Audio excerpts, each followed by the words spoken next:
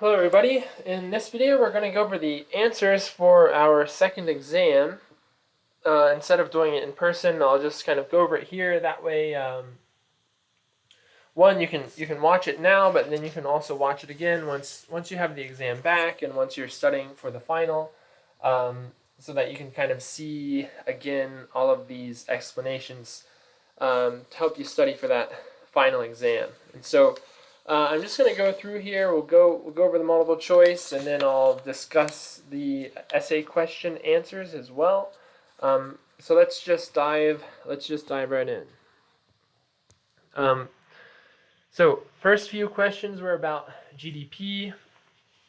What does GDP measure in the economy? Total income is true. Total expenditure is true. So it's both of the above there. Which of the following is not counted in the calculation of GDP? This one is going to be a teenager working for their parents. So kind of work in that informal economy. Used car salesman, new car salesman, both of those are counted today. Work for labor, work for pay, and in a formal capacity. Same thing with D.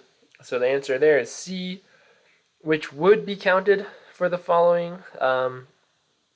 These first two, the idea here is that these are intermediate goods, and remember, we only include the final good, the car made by Ford and sold to the final customer. And in this case, it's a used good, part D, so that's why that's not the answer. Which would be counted in GDP, a Ford car made in Ohio is going to be the answer there. Everything else is either made abroad. Actually, everything else is made abroad.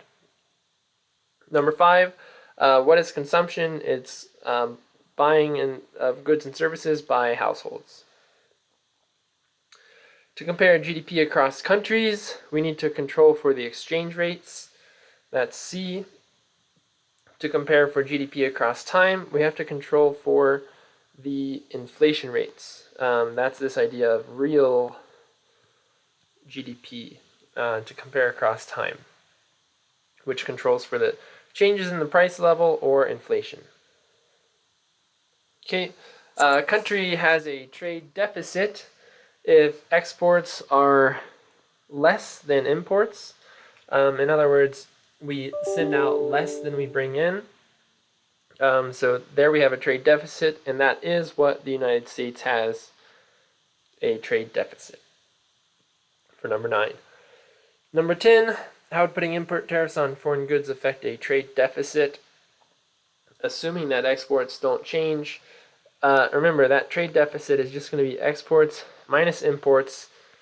If we put tariffs, or essentially taxes on imports, we're going to decrease imports and therefore decrease the trade deficit, because this whole number will get smaller. Okay, why is the assumption above unlikely to be true? This one is C. Because we do have retaliatory tariffs, and other countries place retaliatory tariffs on our exports, and also in general the placement of import tariffs makes things more expensive, so consumption probably falls as well. Okay, so that's 1 through 11 on GDP. Part 2, economic growth. We had a number of these on the quiz in class, so if you were there that day, you should have been really set for these ones. Here we have how do we measure economic growth in a country? Real GDP per capita.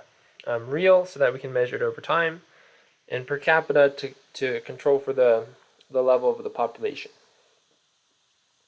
Okay, in the last 50 years, United States GDP has grown by more than double.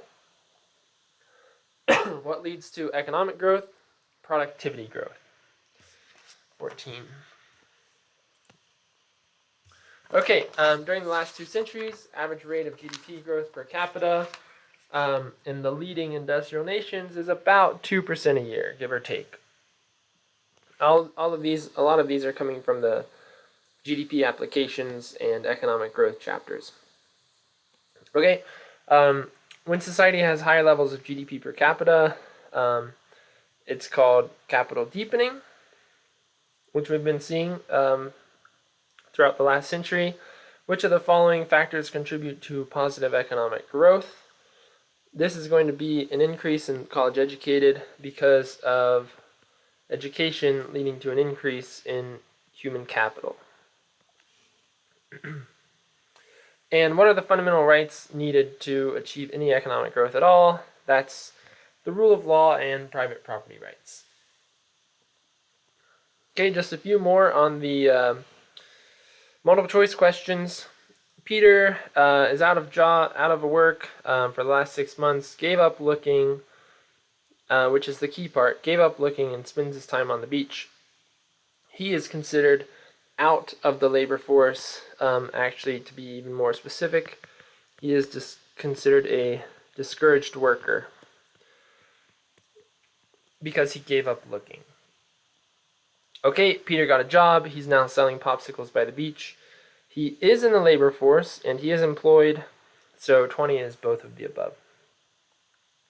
Okay, he's a bad salesman. He got fired, but he's still looking for a job, and he's been looking since at least 2 weeks ago. So he is considered unemployed. And if you're unemployed, you're considered part of the labor force. So that one's A for 21. 22, a little bit tricky. If employed is 24 million and unemployed is 8 million, the population is 40, what's the unemployment rate? You got to remember the unemployment rate is equal to the unemployed divided by the labor force. And in this case, the unemployed is 8 million. And the labor force is employed, which is 24, plus unemployed of 8. So that's 8 over 32, or 1/4, or 25%. That required a little math. Back on the first page of questions, that unemployment rate formula was up there, so that could have helped you there a little bit. But the trick was this denominator and kind of ignoring the 40 million and making sure that you only use the labor force. Okay, 23, unemployment rate and GDP are countercyclical. When GDP goes up, the unemployment rate typically goes down because jobs are doing well, and vice versa. So these kind of move in tandem with each other, or opposite from each other. Countercyclical. A welder who quits his jobs and moves to a new city is said to be frictionally unemployed. This is just kind of the ebb and flow of the workforce when people retire or when they quit or go search for a new job or graduate from college and looking for a job. These people are frictionally unemployed, and there's no particularly fundamental flaw in the economy when we have this type of unemployment. And the same welder, due to a general lack of demand for jobs and a recession, and the recession in particular is the big part of this. The recession is part of the business cycle. So this guy is now cyclically unemployed. That's A. Okay, and so that will do it for the multiple choice questions. Let's go over these short answers real quick. One of the 3 largest industries contributing to GDP. I'm going to abbreviate here. Any one of these which is finance, insurance, and real estate. Any one of those sectors, that's combined, these make up our largest industry. Second is professional and business services, which could have been an option. And the third one is manufacturing. So any of those would have worked. September unemployment rate, 7.9%. Discussed in class a couple times. 4 stages of the business cycle. We have an expansion, a peak at the top before the recession starts, the recession, and at the bottom of a recession before another expansion is the trough. 4 components of GDP, C plus I plus G plus NX. If you recall, these stand for consumption, which is the largest component of GDP, so that one gets the star. Investment, government spending, and net exports, which is exports minus imports. So those are not 2 separate components, those are all combined into one. And 3 types of people not in the labor force. I'm just going to tell you a bunch that could work. You've got discouraged workers, full-time students, retirees, kind of homeless essentially, or vagabonds who are just kind of deciding not to work. Stay-at-home parents, people who are disabled and unable to work. A number of options there. Some people put children. Technically that's true. I should have been a little bit more specific.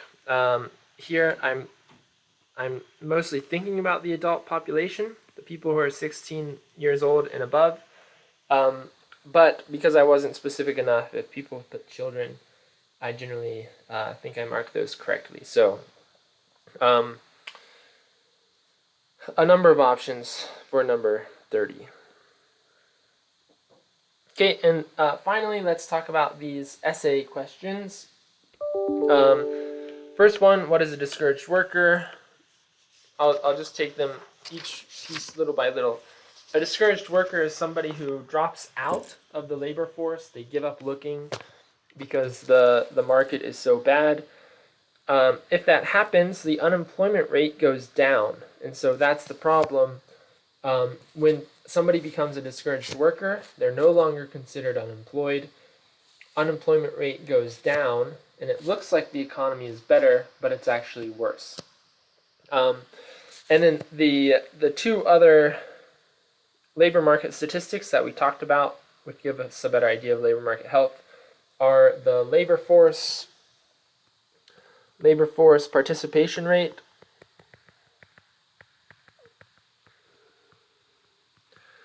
and the employment population ratio.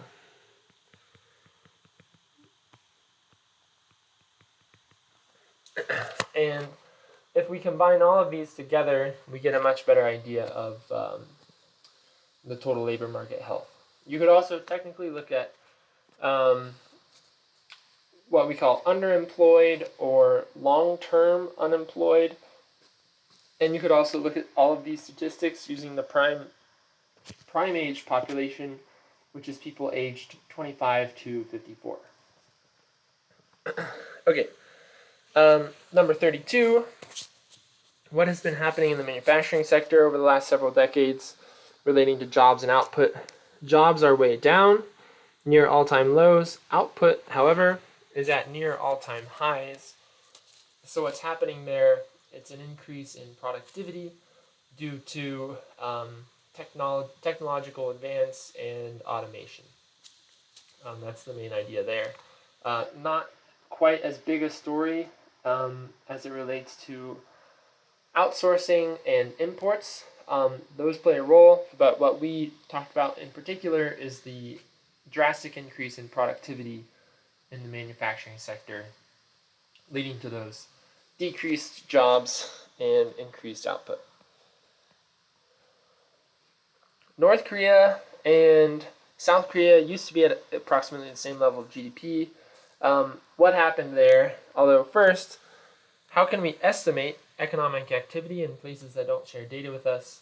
The big one I talked about was using nighttime satellite imagery from space to look at nighttime lights and measure the luminosity. But also electricity usage, which would be correlated to that nighttime luminosity. But electricity usage and transportation volumes are something that we talked about as well. So once we have that, we can kind of think about why some countries are growing and some countries aren't. And the main idea here is that we have to have the rule of law, the protection of private property rights, and contractual rights through a good legal system, police system to enforce those laws, and low levels of corruption, fair laws that apply to everybody in the society, so on and so forth. But essentially, rule of law, private property rights, and protection of contract rights are the big ones there. And in general, economic freedom helps open markets. We saw that correlation there between rule of law, economic freedom, and economic growth and convergence at the end of our economic growth chapter.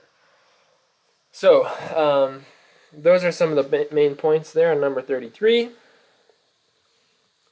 Number 34, we're looking more at this idea of convergence, where we have a developed nation like the United States and what was previously an undeveloped nation, South Korea, back in 1980.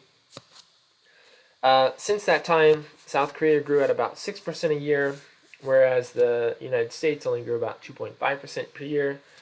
What's going on there?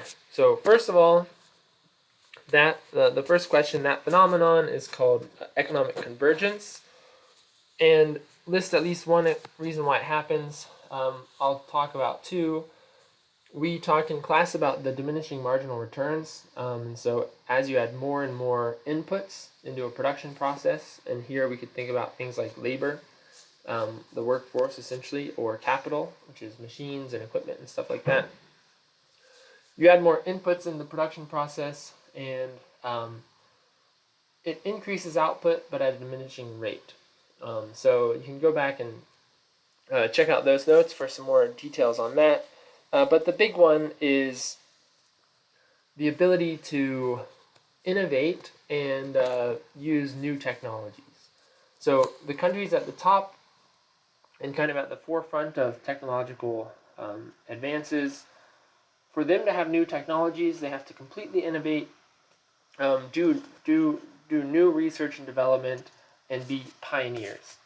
Whereas lower income countries who aren't as fully developed, they can look at the technologies and processes and so on and so forth. They can look at the things that work in the developed nations and use those as kind of guidelines to imitate and improve their own technology.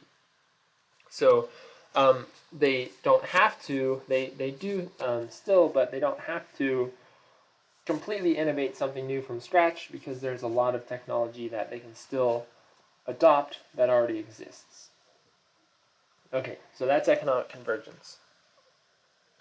And then 35, now we have two high-income countries.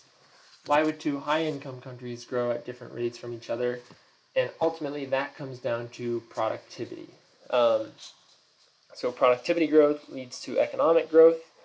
And we have productivity growth when either we had four inputs that we talked about: labor, capital, and technology. And capital could include human capital, which is skills and education and expertise, or physical capital. So if labor, human capital, physical capital, or technology improve, and especially in per capita or per worker terms, then we'll have an increase in productivity growth. Productivity growth increases economic growth. And that increase in capital, human capital, physical capital over time, that is a process called capital deepening. And so that's that could be a part of that here as well. Okay, moving on. The four components of GDP explain a state and federal policy that might increase GDP. Here, a number of possible answers could work. I've seen a lot of good ones. Essentially, a lot of stimulus packages, like others, but also that would increase consumption, or just general the increase of government spending. there are some creative ones. Theoretically, you drop a whole bunch of cash out of a helicopter, and there's all this extra money now that people can use for consumption. Not a realistic or a reasonable one, but theoretically, anything that will increase consumption or investment or government spending or net exports could work for an answer here. So most people did just fine on this one. Okay, and that is it. So if you do have questions about your exam, please let me know. Otherwise, I will see you guys soon, and stay tuned for the next videos. Thanks.